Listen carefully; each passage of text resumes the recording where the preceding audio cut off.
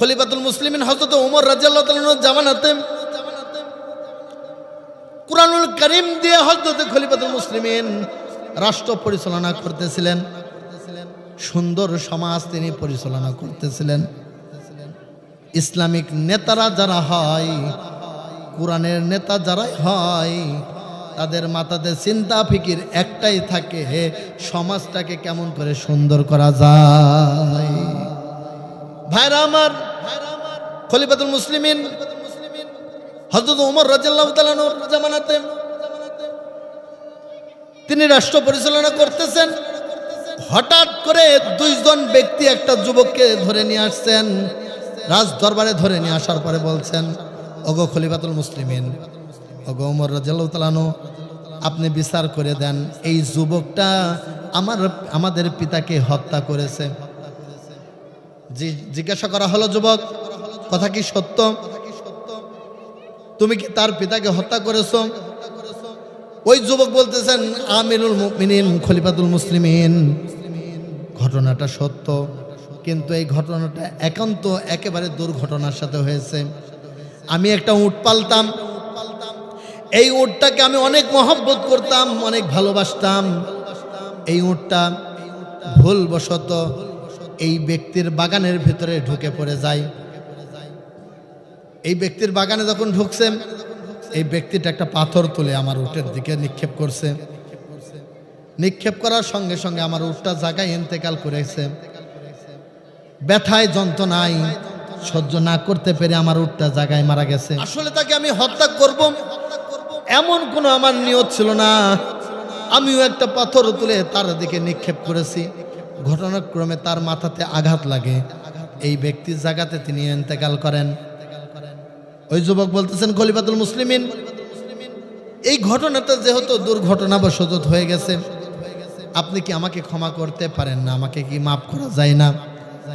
খলিফাতুল মুসলিমিন বললেন, যুবক, এইটা কুরআনুল কারীম দিয়ে রাষ্ট্র পরিচালনা হয়। যে ব্যক্তি আল্লাহর আইনকে লঙ্ঘন করে, কুরআন দিয়ে তার বিচার হয়। কেউ যদি কাউকে হত্যা করে, হত্যার পরিবর্তে হত্যা। কেউ যদি কারো চোখ উঠায় নাই, চোখ উঠায় নেওয়ার পরিবর্তে তারও চোখ উঠায় নিতে হবে। বাংলাদেশে যত ধর্ষণ হয়, কুরআনুল কারীম দিয়ে যদি রাষ্ট্র যদি পরিচালনা থাকতো, একটা ধর্ষণকে যদি কুরআন দিয়ে যদি বিচার করত, আগামীতে বাংলার জমিনে একজন ধর্ষককে খুঁজে পাওয়া যাইত না। ভাইরা আমার, খলিফাতুল মুসলিমিন বলল, যুবক, আমি তো মাফ করতে পারবো না, আমি তো মাফ করার এখতিয়ার রাখি না। যদি ওই দুই ব্যক্তি যদি তোমাকে মাফ করে, তাহলে তুমি মাফ পাবে। দুই ব্যক্তির কাছে যখন মাফ চাইলেন, বলেন, না, কখনোই না, মাফ হবে না। আমাদের পিতাকে হত্যা করেছে, আমরা মাফ করতে পারবো না। ভাইরা আমার, খলিফাতুল মুসলিমিন কুরআন দিয়ে যখন তার বিচার ফয়সালা শুরু করলেন, ওই যুবক বলতে লাগলেন, আমিরুল মুমিনিন, আমার একটা ছোট্ট একটা আবদার আছে। আমার আব্বাজান দুনিয়া থেকে ইন্তেকালের পূর্বে আমার ছোট্ট দুইটা ভাই আছে, এই এতিম সন্তানদের জন্য কিছু মাল সয় সম্পত্তি আমার কাছে আমানত রাখছে। আপনি যদি আমাকে 3টা দিন যদি সময় দেন, তাহলে আমার এতিম ভাইয়ের সম্পদকে আমি বুঝাই দিয়ে আসতে পারবো। বলি সুবহানাল্লাহ।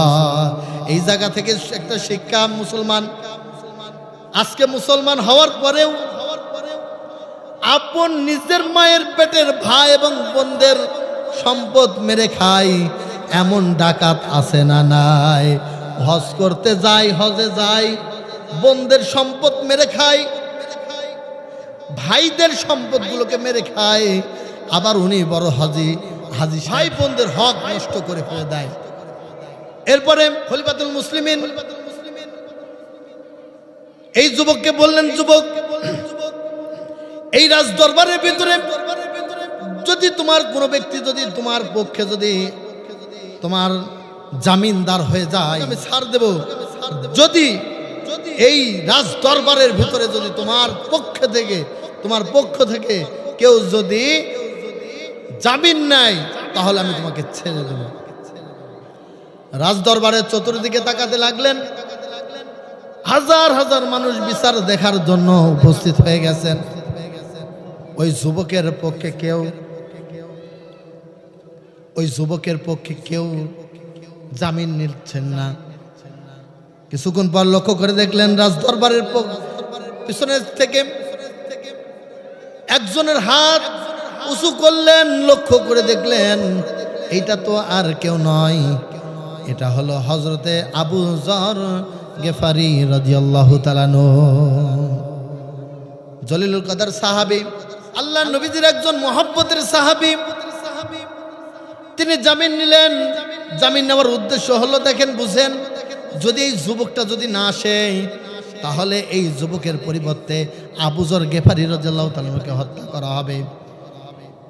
ওই যুবক চলে গেল, একদিন চলে গেল, 2 দিন চলে যায়, 3 দিন চলে গেল। ওই 2 ব্যক্তি আবু যর গেফারি রাদিয়াল্লাহু তাআলা আনহুর বাড়িতে গেলেন।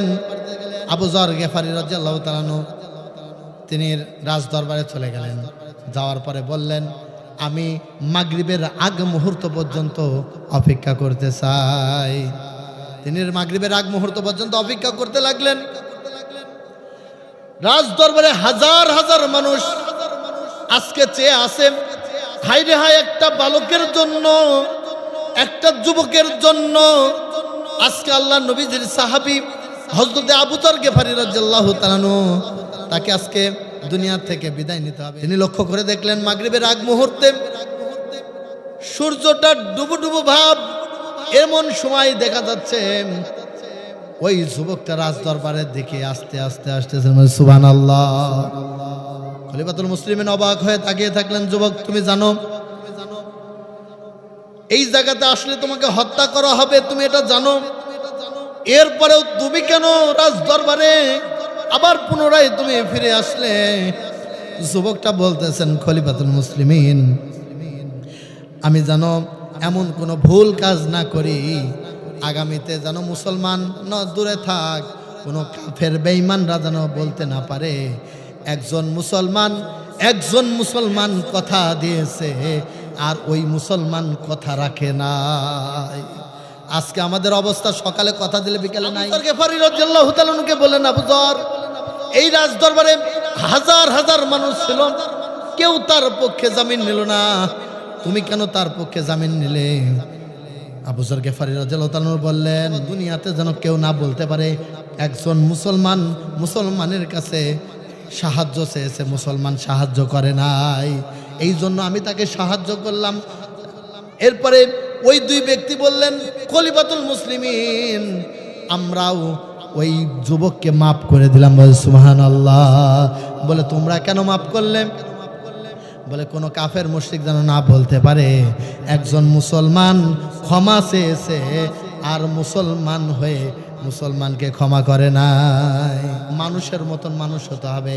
আল্লাহ রাব্বুল আলামিন আমাদের এই কথার উপরে প্রত্যেককে আমল করার তৌফিক দান করেন। আল্লাহুম্মা আমিন।